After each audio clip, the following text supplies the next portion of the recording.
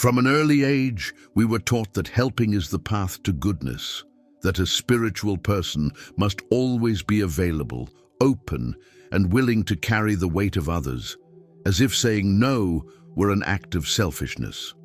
We grew up believing that love means sacrifice, that compassion means never setting boundaries. But Alan Watts once said, "There is a kind of love that imprisons and another that frees. The difference lies in knowing when to let go." Helping can be a gesture of light or a disguised form of interference. How many times, moved by pity, have we stopped someone from learning to walk on their own? How often do we mistake empathy for fear? The fear of seeing someone suffer, when suffering itself is precisely what awakens dormant consciousness. The awakened man learns that not everyone wants to be healed, that there are souls who feed on chaos, and that every forced rescue robs life of its own teaching power. Saying no then becomes an act of mature love, not the love that comforts, but the love that awakens. Today, you will discover the 6 types of people the awakened should never help. Not to judge them, but to understand the sacred boundary between compassion and self-destruction. Because there is a kind of help that illuminates and another that slowly extinguishes your own light. Chapter 1, The Invisible Burden of the Savior. There is a silent pain that lives in the heart of the awakened, the feeling that they must save the world. They carry on their shoulders the suffering of others, believing their spiritual mission is to relieve all pain, correct every wrong, heal every chaos. But this impulse, noble at first glance, often arises from an unhealed wound, the wound of the wounded healer. Alan Watts used to say that most people help not out of love, but to avoid the discomfort of watching others suffer. We help because another's pain awakens our own. And so, unconsciously, we try to erase in others what we have not yet embraced in ourselves. The result is an invisible cycle. The more we try to fix the world, the further we drift from our own wholeness. The Savior moves through a love mixed with guilt. He believes that if he doesn't help, he'll be less good, less spiritual, less human. And it's at that very moment that his energy begins to drain. He becomes the oxygen for those who refuse to breathe for themselves, the ground for those who refuse to walk. But life, wise and relentless, was not meant to be lived by proxy. Every soul must stumble in order to find its own steps. When you place yourself between another and the lesson destiny has for them, you interrupt the sacred flow of evolution. The awakened man learns in time that it is not his duty to carry anyone. His role is to be a lighthouse, not a ship. Lighthouses do not enter the sea to rescue the lost. They simply shine so that each one may choose their own course. True compassion, therefore, is not the one that shields from pain, but the one that trusts in pain's transformative power. Because sometimes the most loving gesture is not to reach out a hand, it's to allow the other to finally find their own feet. Chapter 2. The first mirror, the chronically lazy. Among all the people who drain the awakened one's energy, there is one particularly dangerous, the chronically lazy. I don't mean someone going through a moment of fatigue or discouragement. We all experience that. I mean the one who has turned inertia into identity, who believes the world owes them sustenance simply for existing. Alan Watts said that nature does not sustain what refuses to grow. Observe a tree. It nourishes the branches that bloom, but lets wither the ones that refuse to bear fruit. Not out of cruelty, but out of wisdom. The universe works by the same principle. Energy flows only where there is movement. The chronically lazy person asks for help not to rise, but to remain lying down. They turn aid into a cushion, care into dependence. And the one who helps them, thinking they're doing good, ends up becoming the support for their own stagnation. How many times have you been the shoulder, the solution, the shelter, only to realize that nothing has changed? That's the mark of the lazy. They receive the gift, but never take the step. There is an abyssal difference between helping someone who wants to climb and carrying someone who refuses to walk.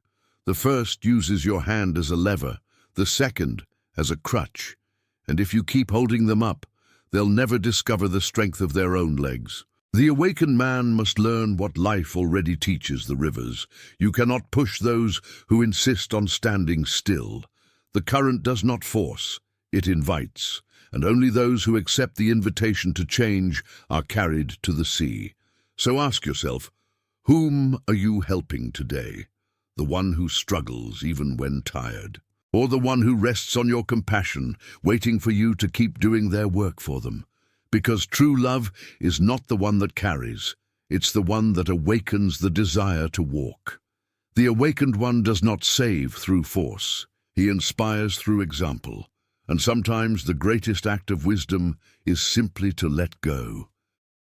Chapter 3. The bottomless pit, the ungrateful and the arrogant. There is a particular pain in offering your heart and seeing the other treat it as nothing. The awakened, by nature compassionate, often believes their generosity will be understood, that their giving will be received with reverence. But sooner or later they discover what Alan Watts called the tragedy of unconscious giving. When love is offered without discernment, it becomes food for another's ego. The ungrateful person is the first mirror of this mistake. They live in a constant state of lack, not from scarcity, but from inner dissatisfaction. You may give time, money, presence, advice, and it will never be enough. They grow accustomed to receiving as though everything is owed to them, and the more you give, the more they believe they deserve. Gratitude, the seed of awareness, cannot bloom in the soil of selfishness. The ungrateful do not see the gesture, only the utility. And what was once love becomes burden. The arrogant, on the other hand, is the inverted mirror of the same shadow. While the ungrateful consumes, the arrogant rejects. They don't want your help, they want your validation. They want to be admired for needing no one. But behind their self-sufficiency lies fear, the fear of being vulnerable, of admitting ignorance. Watts said that pride is the armor of the man afraid to face his own emptiness. The problem with trying to help such a person is that your wisdom will be taken as offense. The arrogant doesn't want to be healed, they want to be right. These two types feed off the same energy, yours. One drains through demand, the other through resistance. And if you fail to see the difference between service and self-sacrifice, you'll end up empty, exhausted, resentful. The cure here is clarity, to offer what flows, not what weighs, to help only where there is room to receive, because gratitude is the fertile ground of transformation, and pride, the wall that blocks all light. Learning to distinguish between the two is an act of self-love, and the awakened one, once they see this, stops giving out of fear of being unkind and begins to give only out of true love. Chapter 4. The active shadows, the manipulator and the corrupt. Among all the energies that drain the awakened, few are as subtle and as destructive as the shadows of the manipulator and the corrupt. They do not ask for help. They extract it. The manipulator understands human emotion like an artisan of shadows. They study fear, guilt, the desire to be good. They know exactly which words to use to make you feel needed, responsible, heroic. And without realizing it, you begin to serve their story. They do not take your energy by force, but by enchantment. Alan Watts said that the true prison is the one where the prisoner believes he's helping his jailer. That's how the manipulator works, convincing you that you're being generous, when in truth, you're being used.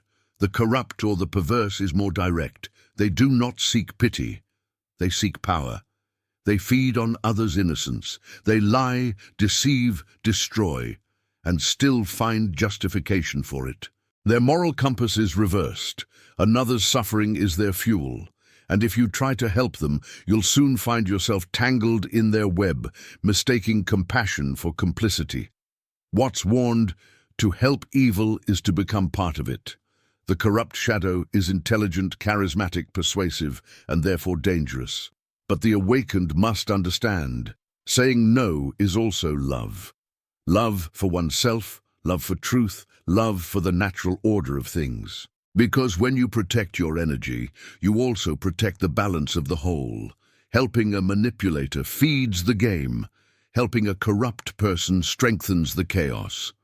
True compassion is not blind, it's lucid.